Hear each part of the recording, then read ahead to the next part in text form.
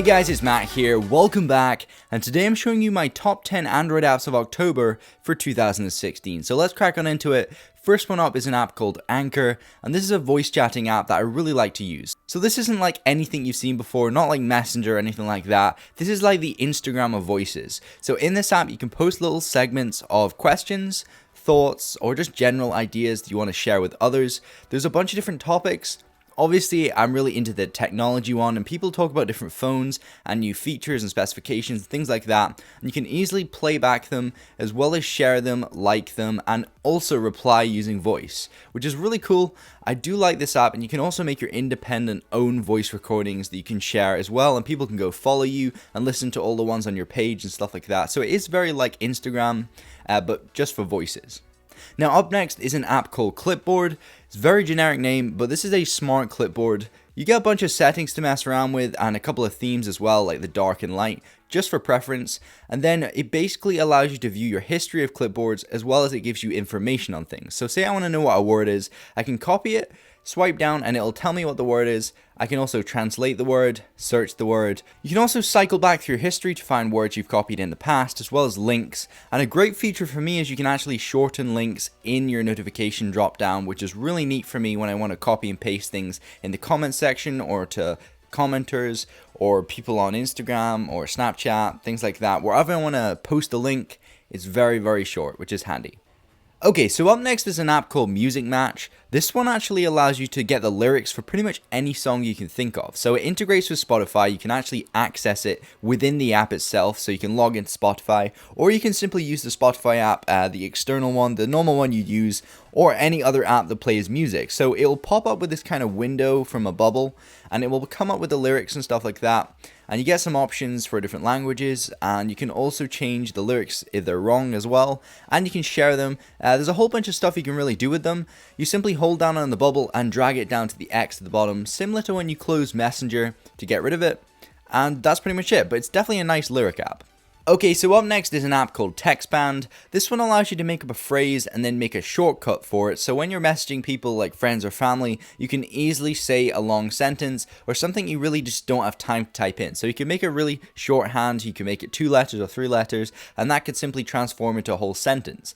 So I really like this. It's also got the feature to actually paste in the real date, time, month, year. So real information, you can actually just type in a word and it will put the real info in there for you, which is really handy for me if you're organizing like dates, or if you're saying, do you want to meet Friday night or something like that. You can simply just type in, do you want to meet day night, and it will put it in for you.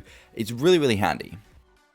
Okay, so up next is an app called Muvis. I think that's how you say it, and it's not really a functional app. It just looks really cool, and I like the appearance of it. It really customizes my device. But when you're playing sound on your device, this will actually show you the frequencies at the bottom. So you can actually change your color, you can change how the bars look, things like that. There's a whole bunch of settings in there, but basically when you're playing a video, if you turn the sound up, you'll actually get the bars at the bottom to show you the frequencies, which I think is really nice. And around and about, I've been asked a lot of questions about what that is at the bottom of my screen, and for anyone watching that's asked me that, that's what it is. Okay, so up next is this app called Quick Control Panel. It's really, really good. I like this a lot because it basically resembles the one on iOS. It allows you to swipe up and simply turn up your brightness, your volume, control your music, as well as enable Wi-Fi, Bluetooth, and things like that. Now, I know you can do it from swiping down, however, phones are getting larger these days, and I do find it difficult when I'm holding my phone in one hand to actually enable Wi-Fi. So I can simply swipe up from the bottom and enable it, and also it has a really nice theme going on. It has that material design look to it, as well as the Android sort of theme, which I quite like, and it fits in nicely with my appearance of my device. And overall, I think it's just much easier to get, and you can also customize it a whole lot more, so you can actually change the size of the height, as well as the width, your color, what things you want to enable and disable within that.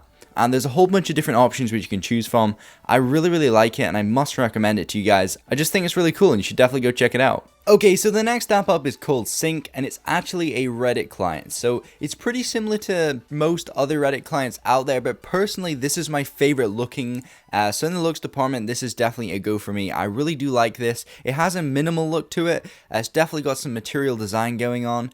And there's a whole bunch of options which you can quickly access from the top right, which is nice as well. But there is a settings option dedicated in the side as well. So if you drag out from the left, you'll get this kind of bar that comes out, and you can go into the settings there, and you get loads of options for your appearance, general settings, organizing it, animations. You get a bunch of different stuff in there, but this is just a nice client app that I really do like.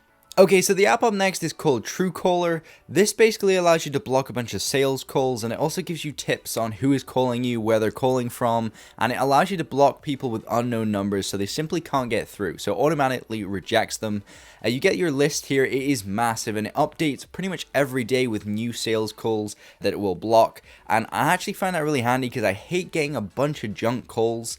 It's just really frustrating, and I just can't be bothered to decline it and just block it myself. It's simpler just to download this app and hit one button, and it simply does that for me, and that's the reason that I have this, and I definitely recommend it for you guys. Okay, so the app up next is called APK Updater, and this allows you to update third-party apps that you don't have for the Play Store. So if you've downloaded some APKs and installed them, this will help you update them just in case there's a later version or bug fixes, things like that. But it's really handy. All you do is open it up, go over to the updates, and it will search through all the sources online to find the latest version of all your software. And then you can simply click on the one you want to update and individually install it. So there's a bunch of settings around this, which include not showing your Play Store apps. You can also change your theme as well as get notifications on your latest updates for your APKs. So I definitely think this is handy if you have like Showbox or some movie apps or any APK app that's not from the Play Store. Definitely check this out. It's pretty much a must-have. I'm actually quite enjoying this app, so definitely go check it out. Links down below.